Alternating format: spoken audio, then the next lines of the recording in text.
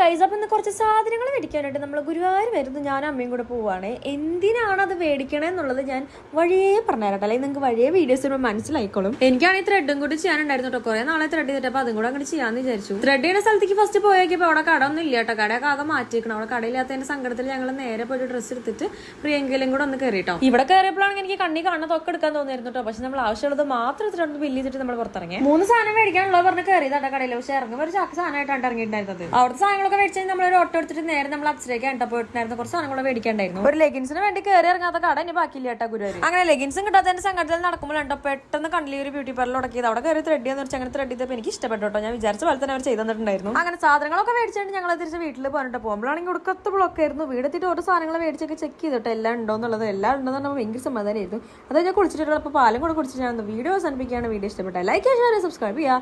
അടുത്ത വീട്ടാണ് ആയിരിക്കും. Bye bye, see U.